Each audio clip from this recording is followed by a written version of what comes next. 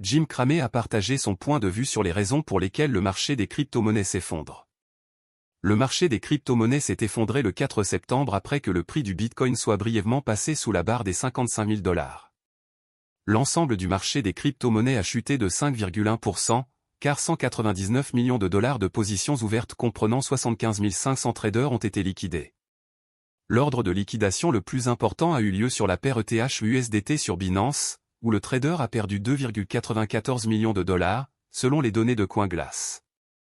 De l'autre côté, le marché traditionnel a effacé 1 000 milliards de dollars des actions américaines.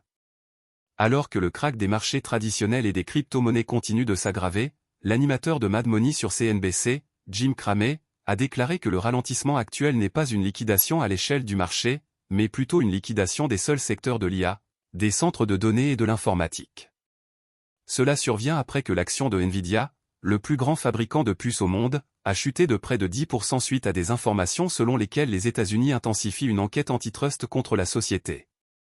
En conséquence, les jetons d'intelligence artificielle, IA, cryptographiques ont été touchés, la valeur totale du secteur ayant chuté de 7,3% au cours des dernières 24 heures, selon le site web de suivi des prix des crypto-monnaies CoinGecko. Le marché des crypto-monnaies attend avec impatience la publication des salaires non agricoles d'août vendredi. Les analystes s'attendent à ce que les données soient supérieures aux 114 000 précédentes. L'indice des directeurs d'achat, PMI, du secteur manufacturier américain pour août s'est établi à 47,9, en baisse par rapport au 49,6 de juillet. Ce chiffre est également le plus bas des 8 derniers mois et peut avoir contribué à l'état actuel des marchés traditionnels et cryptographiques. Si les données NFP dépassent les attentes, cela indiquerait un marché du travail américain plus fort, soutenant potentiellement les baisses de taux d'intérêt prévues lors de la prochaine réunion du FOMC. Cependant, des données plus faibles que prévues pourraient faire passer le président de la Fed, Jerome Powell, de la lutte contre l'inflation à la prévention des pertes d'emploi. Le Bitcoin est une monnaie numérique qui fonctionne sans aucun contrôle central ni surveillance des banques ou des gouvernements. Au lieu de cela, il s'appuie sur un logiciel peer-to-peer et la cryptographie. Un registre public enregistre toutes les transactions en Bitcoin, et des copies sont conservées sur des serveurs dans le monde entier. Toute personne disposant d'un ordinateur de rechange peut configurer l'un de ces serveurs, appelé nœud. Le consensus sur la propriété des pièces est atteint de manière cryptographique entre ces nœuds plutôt que de s'appuyer sur une source centrale de confiance comme une banque.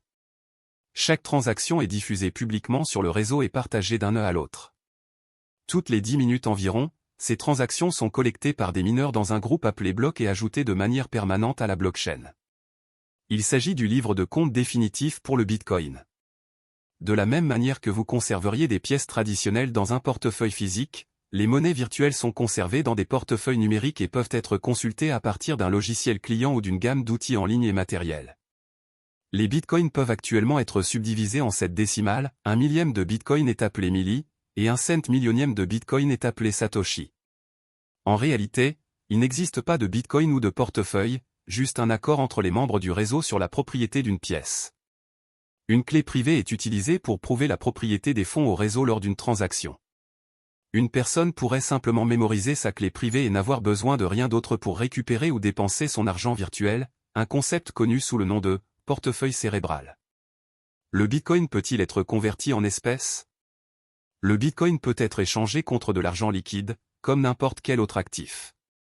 Il existe de nombreuses bourses de crypto-monnaies en ligne où les gens peuvent le faire, mais les transactions peuvent également être effectuées en personne ou sur n'importe quelle plateforme de communication, ce qui permet même aux petites entreprises d'accepter le Bitcoin. Il n'existe aucun mécanisme officiel intégré au Bitcoin pour convertir en une autre devise. Rien de particulièrement précieux ne sous-tend le réseau Bitcoin.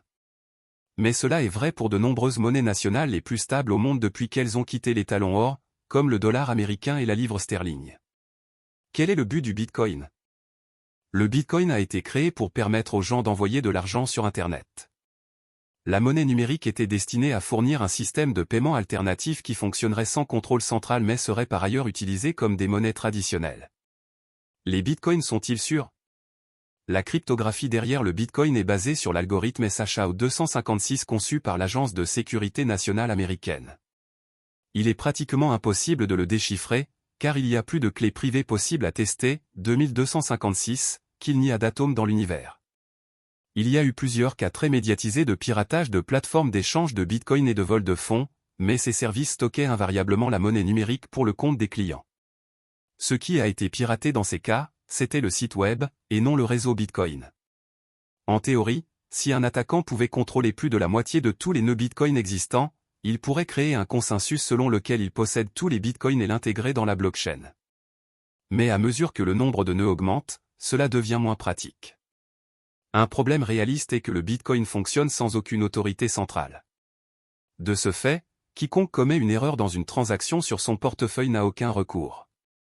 Si vous envoyez accidentellement des Bitcoins à la mauvaise personne ou si vous perdez votre mot de passe, vous n'avez personne vers qui vous tourner. Bien sûr, l'arrivée éventuelle de l'informatique quantique pratique pourrait tout bouleverser.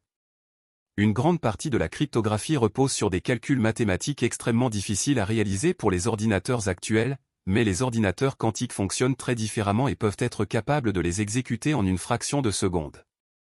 Qu'est-ce que le minage de Bitcoin? Le minage est le processus qui maintient le réseau Bitcoin et qui permet également la création de nouvelles pièces. Toutes les transactions sont diffusées publiquement sur le réseau, et les mineurs regroupent de grandes collections de transactions en bloc en effectuant un calcul cryptographique extrêmement difficile à générer mais très facile à vérifier. Le premier mineur à résoudre le bloc suivant le diffuse sur le réseau, et s'il s'avère correct, il est ajouté à la blockchain. Ce mineur est ensuite récompensé par une quantité de Bitcoin nouvellement créée. Le logiciel Bitcoin est doté d'une limite stricte de 21 millions de pièces. Il n'y en aura jamais plus. Le nombre total de pièces de monnaie sera en circulation d'ici 2140. Environ tous les 4 ans, le logiciel rend le minage de Bitcoin 2 fois plus difficile en réduisant le montant des récompenses. Lorsque le Bitcoin a été lancé, il était possible de miner une pièce de monnaie presque instantanément en utilisant même un ordinateur de base.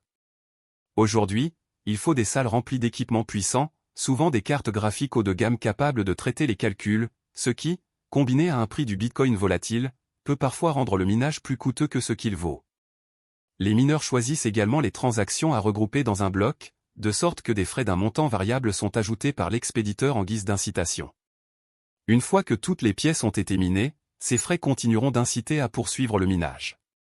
Cela est nécessaire car cela fournit l'infrastructure du réseau Bitcoin. Qui a inventé le Bitcoin? En 2008, le nom de domaine .org a été acheté et un livre blanc universitaire intitulé Bitcoin, un système de paiement électronique peer-to-peer a été mis en ligne. Il a exposé la théorie et la conception d'un système de monnaie numérique libre de tout contrôle d'organisation ou de gouvernement. L'auteur, connu sous le nom de Satoshi Nakamoto, a écrit « Le problème fondamental des monnaies conventionnelles est toute la confiance nécessaire pour les faire fonctionner. Il faut faire confiance à la banque centrale pour ne pas déprécier la monnaie, mais l'histoire des monnaies fiduciaires est pleine de violations de cette confiance. » L'année suivante, le logiciel décrit dans l'article a été terminé et publié publiquement, lançant le réseau Bitcoin le 9 janvier 2009.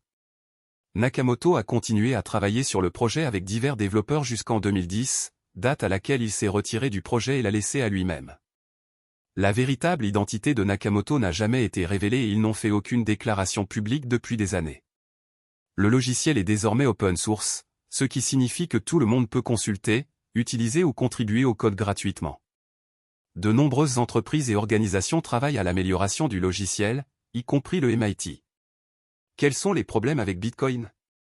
Le Bitcoin a fait l'objet de nombreuses critiques, notamment en raison de sa consommation énergétique excessive. L'université de Cambridge dispose d'un calculateur en ligne qui permet de suivre la consommation d'énergie. Début 2021, on estimait qu'il consommait plus de 100 TWh par an. À titre de comparaison, en 2016, le Royaume-Uni en consommait 304 au total.